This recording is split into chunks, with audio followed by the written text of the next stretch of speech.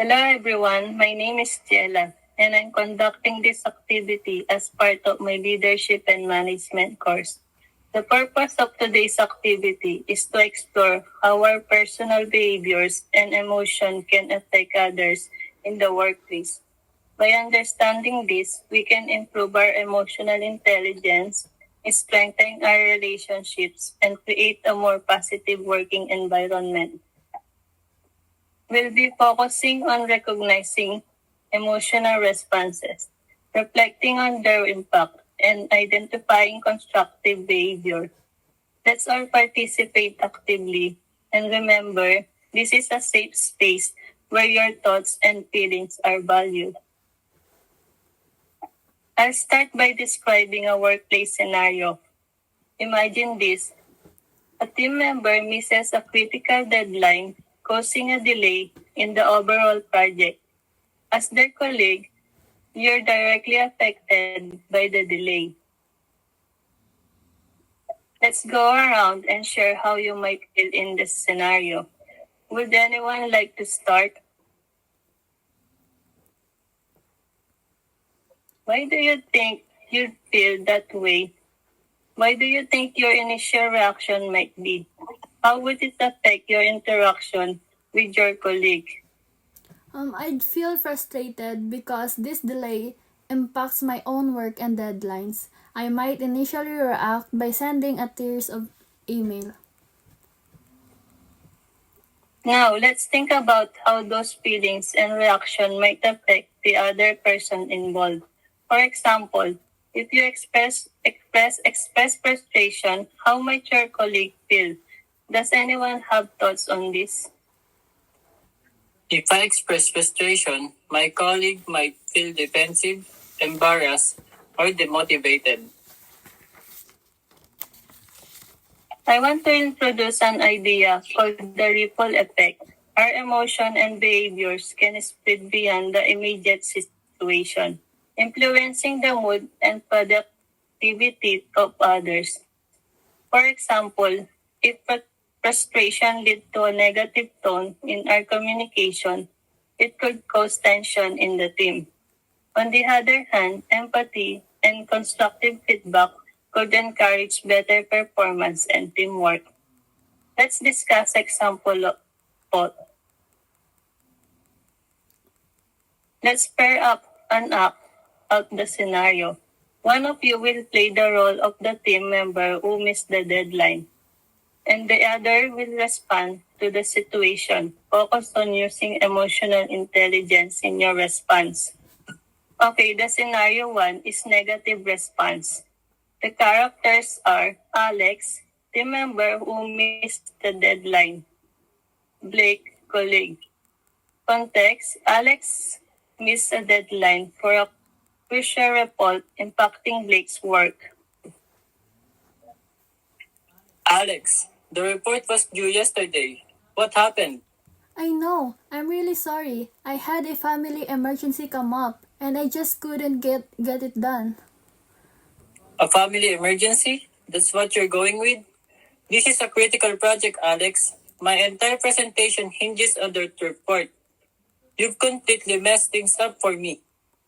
I understand it's important, but it was completely out of my control. Well, you should have figured something out. This is unacceptable. Now I have to scramble to salvage this. It's all your fault. I said I was sorry. Sorry doesn't cut it. Okay, the scenario 2 is neutral response. You can start, Blake. Alex, the report was due yesterday. I know. I'm really sorry. I had a family emergency come up and I just couldn't get it done. Okay, the report is needed for the presentation tomorrow. I understand. I'm working on finishing it now. I should have it to you by this afternoon. But the presentation is tomorrow morning. I prioritize it. The scenario 3, positive and empathetic response. Hey Alex, I wanted to check in about the report. I know it was due yesterday. Oh, Blake, I'm so sorry. I had a family emergency come up, and I just couldn't get it finished. I know this impacts your presentation, and I feel terrible. I understand. Family comes first. Is everything okay? It's a difficult situation, but I'm managing. I'm working on the report now and should have it to you by this afternoon. Okay. I appreciate you letting me know. Is there anything I can do to help? Maybe take something off from your plate? Even a small thing could help you focus on finishing the report. That's really kind of you. Actually, if you could send me the latest sales figures, that would save me some time. Absolutely. I'll send them over right now. Don't worry too much. We'll figure it out. Just keep me updated on your progress. Thank you so much, Blake. I really appreciate your understanding. Okay, let's start with the first scenario, the negative response. What was the overall tone of that interaction? It was very tense and hostile. Blake was clearly angry and accusatory. How do you think Alex felt in that situation? Probably defensive, stressed, and even more demotivated. Did the negative response help resolve the situation or encourage Alex to complete the report? No, it just made things worse. It created a barrier between them and didn't offer any solutions. What was the impact on the relationship between Alex and Blake? It definitely damaged their relationship.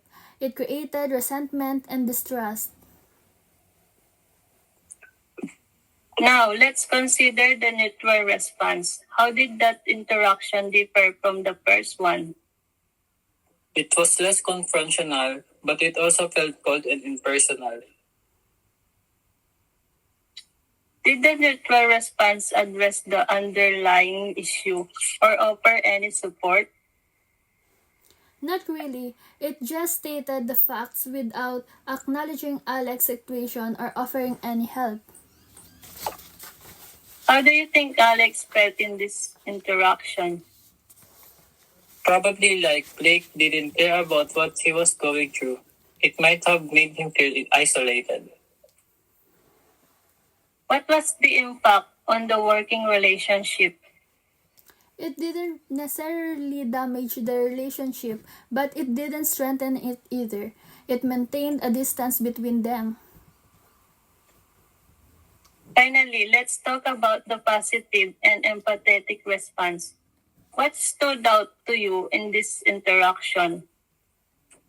Blake showed genuine concern for Alex's well-being and offered support. How did Alex respond to Blake's empathy? He seemed relieved and more willing to communicate openly. He was also more receptive to finding a solution. Did this response help resolve the situation more effectively? Yes, it did. By offering help and understanding, Blake encouraged Alex to focus on completing the report, even facilitated a solution by offering to send the sales figures. What was the impact on their working relationship? It strengthened their relationship. It built trust and showed that they could rely on each other during difficult times. Comparing all three scenarios, what the key difference in the outcomes?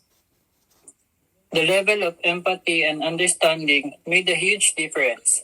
The positive response led to a much more productive and positive outcome. What are some specific examples of empathetic language that Blake used in the positive scenario? Saying, "I understand," asking, "Is everything okay?" and offering to help were all very effective. What can we learn from these role plays about the importance of emotional intelligence in the workplace?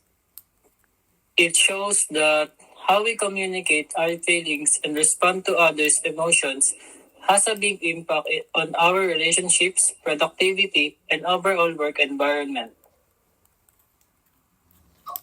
This role plays clearly demonstrate the power of emotional intelligence in the workplace. By practicing empathy, active listening, and constructive communication, we can create a more positive and productive work environment for everyone. Thank you for your insightful observation. Thank you all for participating. To wrap up, I'd like each of you to share one constructive behavior or emotional response you can commit to practicing in your workplace. For example, you might choose to pause and reflect before reacting or to use empathic language during difficult conversation. I will try to ask clarifying questions before jumping to conclusions. I will practice active listening during difficult conversations. Emotional intelligence isn't just about managing our own emotion. It's about creating an environment where others feel valued and supported. Let's strive to apply this principle in our day-to-day interactions. Thank you for being so engaged today. If you have any questions or thoughts after this section, feel free to reach out. Remember, small changes in how we manage our emotional and behavior can have a big impact on our team and workplace culture. Great job, everyone.